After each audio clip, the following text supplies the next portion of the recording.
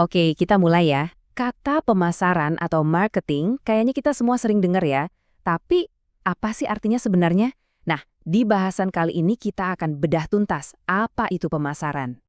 Coba deh pikirin sebentar, kenapa ya ada merek kopi tertentu yang rasanya susah banget ditinggalin? Atau mungkin kenapa cuma ada satu online shop yang benar-benar Anda percaya? Itu bukan kebetulan loh, itu semua adalah hasil dari pemasaran yang jago banget. Nah, ini dia poin kuncinya. Marketing zaman sekarang itu udah bukan lagi sekedar jualan dan iklan.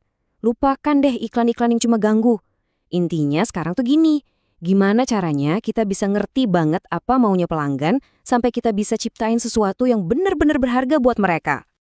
Kalau ngomongin soal ini, kayaknya nggak ada contoh yang lebih pas dari Amazon ya kan? Mereka itu bener-bener mengubah cara kita belanja.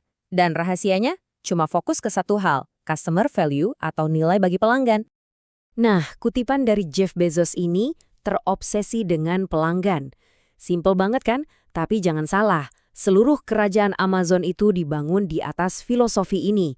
Mereka percaya kalau mereka bisa kasih yang terbaik buat pelanggan, keuntungan itu bakal datang sendiri. Dan ya terbukti kan, mereka benar. Terus gimana caranya mereka bisa obsesi sama pelanggan? Lewat 4 pilar ini nih. Pertama, pilihannya banyak banget. Kedua, harganya oke dan kompetitif. Ketiga, super nyaman, nggak pakai ribet. Tapi ada satu lagi yang keren, faktor penemuan. Situs mereka tuh sengaja dibikin supaya kita kayak nemuin barang baru terus. Jadi bukan sekedar belanja, tapi jadi sebuah pengalaman.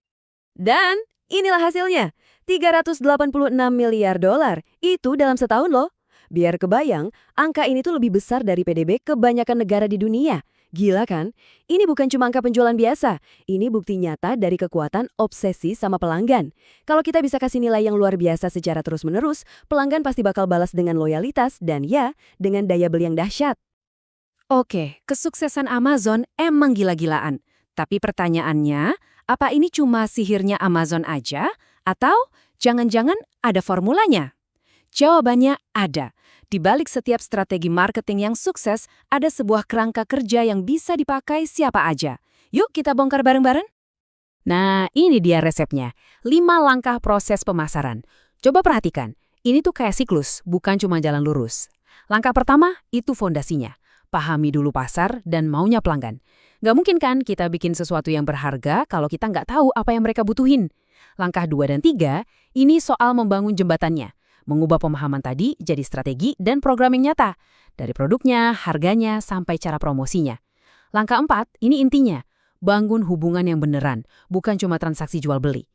Nah, kalau 4 langkah pertama udah benar, langkah kelima itu bakal datang sendiri. Kita bakal dapat nilai balik dari pelanggan, entah itu keuntungan atau loyalitas. Proses ini muter terus. Kerangka kerja tadi itu nunjukin adanya pergeseran besar loh dalam cara perusahaan mikirin marketing. Jadi, udah nggak lagi soal gimana cara jual produk, tapi lebih ke gimana cara penuhin kebutuhan. Di sini perbedaannya kelihatan jelas banget. Ada 2 konsep yang beda. Konsep penjualan yang lama itu cara mikirnya dari dalam keluar. Mulainya dari pabrik, fokusnya pokoknya produk yang udah kita bikin ini harus laku. Nah, konsep pemasaran yang modern itu kebalikannya, dari luar ke dalam. Mulainya dari pasar, pertanyaannya pelanggan itu butuhnya apa ya? Jadi ini pergeseran dari bikin dulu, baru jual, ke cari tahu dulu maunya apa, baru bikin.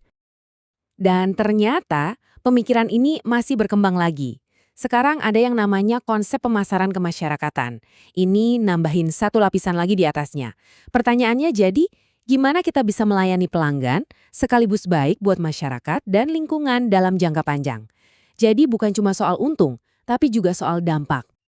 Tapi penting juga buat diingat, membangun hubungan itu bukan berarti kita harus dekat sama semua orang. Marketing yang pintar itu soal milih-milih pelanggan mana yang paling pas. Coba lihat tabel ini. Tujuannya itu adalah menemukan siapa sahabat sejati kita, mereka yang loyal dan nguntungin, dan bikin mereka jadi fans berat. Sementara untuk kelompok lain, ya mungkin kita nggak perlu habiskan terlalu banyak energi di sana. Tentu aja dunia pemasaran itu nggak pernah berhenti berubah. Selalu ada hal baru. Nah, sekarang kita lihat yuk apa aja sih kekuatan-kekuatan besar yang lagi mengubah permainan saat ini? Ada 3 tren besar yang nggak bisa diabaikan. Pertama, era digital. Jelas ya, dari HP, media sosial, semua serba online. Kedua, big data dan AI. Ini yang bikin perusahaan bisa kenal kita lebih personal dari sebelumnya. Dan ketiga, pemasaran berkelanjutan. Sekarang pelanggan nuntut merek untuk peduli sama isu sosial dan lingkungan. Siapapun yang nggak bisa ikutin 3 tren ini, siap-siap aja ketinggalan. Oke, sebagai penutup, saya mau ajak Anda mikir sebentar.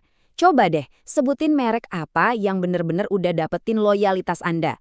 Dan kenapa?